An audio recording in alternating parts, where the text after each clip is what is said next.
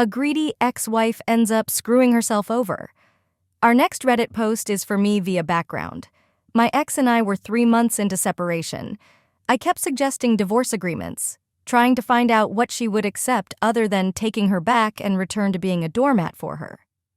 I have a good head for legal documents, and understood very early that as much as I would prefer to just burn everything down and disappear legally, it was very likely that I was going to be paying alimony and that she was entitled to a fair share of everything.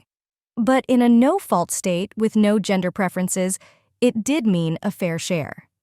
That meant that legally our divorce settlement wouldn't be heavily biased in her favor. So I kept trying to work with her and try to figure out how we could divide our assets. I did this every day for months. She would object to anything that put any responsibility on her, anything that left something of value out of her hands. Anytime I asked her what terms she would be okay with, she would just derail the conversation or something else. Not long into this, I realized that I would need a paper trail. So I switched to email only. Throughout all of this, I'd also recognized that a court would order spousal support, so there wasn't any point in just cutting her off financially. I wasn't a total doormat at this point, though. I had moved my direct deposit to a solo account and kept up with her weekly cash flow, and I kept paying the bills. But my final offer during this period was the heavily unfair offer of splitting the cards one to each of us. Me taking on all the debt, including her student loans, me paying her like $3 to $4,000 a month for a year, so that she could get her feet under her, and she gets all of our stuff. I walk away with my car, my dog, some tools, and some clothes. Still, this is a no-go. It's not good enough for her. And so we get to the meat of the story for this malicious compliance. 3 months in, I finally get her to agree to a mediator since I'm getting nowhere. She shows up to the initial meeting the first time we've seen each other in a while. The second time since splitting, she had been staying with her sister. The mediator starts out with the rules of mediation and the agreements to sign. I sign easily. She balks, but signs that finally one of the relevant terms is that we agreed to not file any other legal paperwork. We would come to an agreement and the mediator would file the final court papers on both of our behalf to get the divorce ordered. The mediator starts asking basic questions, and every question to either of us results in my ex launching into an irrelevant topic, attempting emotional manipulation of me or him. I just ignore her and direct my interactions to the mediator. The peak was when she literally crawled on top of the big table to stick her face in mine, to force me to see her and engage in her ranting. The mediator called it quits at that point. He reminded her of the rules that she agreed to give us homework to fill out and had us scheduled the next meeting with his clerk.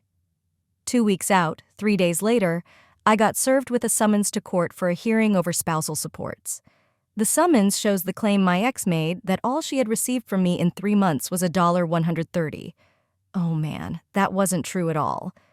Not to mention, she violated the mediator's terms. I end up on a conference call with my ex and the mediator tells her that she needs to withdraw the complaint or mediation can't continue. She adamantly insists that she knows her rights. So the mediator ends his involvement. Cut says refund checks minus time work so far and exit stage left. I prepare for the court hearing. I print out 3 months of bank statements and highlight every transfer to her, every bill paid on her behalf, every ATM withdrawal by her card. Also, over 100 total bills that I received from her, just driving through the express lane tolls. So I get the elevated license plate female to me. Altogether, it was $13,000 and change. I thought to myself, you missed a couple of zeros in your complaint. My final stack of paper was rather thick, so I printed out an Excel spreadsheet summary to use as a cover sheet. I also looked up the spousal support rules again. Basically, you take the higher person's income and subtract the lower person's income, then the person who makes more money has to pay 40% of that difference to the other person. There's a little wiggle room, but that's it. Simple. She was currently getting up to 72% of my pay. Once you factored in her bills, this court hearing was a good thing. It wasn't as good as a mediator and having a fast resolution, but I wasn't likely to end up getting screwed here. Not to mention, I had daydreams of her finding out what lying on court documents might do. The court date rolls around. I show up to court waiting in the hall outside the family law section. She shows up, plops herself next to me, and starts going off on me again. I try to ignore her, then to keep from engaging. I start a written transcript of her ranting using the back cover of my paperwork folder. Finally, she realized what I'm doing and ends the rant with, "Oh, I guess you're writing what I'm saying so you can make your friends hate me." Trust me, they need no encouragement. She huffs, sits a few seats away, and is quiet the rest of the time that we waited. The court officer finally comes to get us and we head in. The officer starts giving the legal speeches and then asks my ex if she has anything to add to the complaint. She launches into a roller coaster speech proclaiming all of my bad faults, how mean I was to try to divorce her, and how I obviously didn't need any of the money that I made because he's just going to live somewhere simple and cheap anyways. Yeah, her words. Once my ex is done ranting, the court officer asked me if I have anything I'd like to add. The court officer seized my stack of paper and eyeball that as she's talking, I hand over the stack of papers.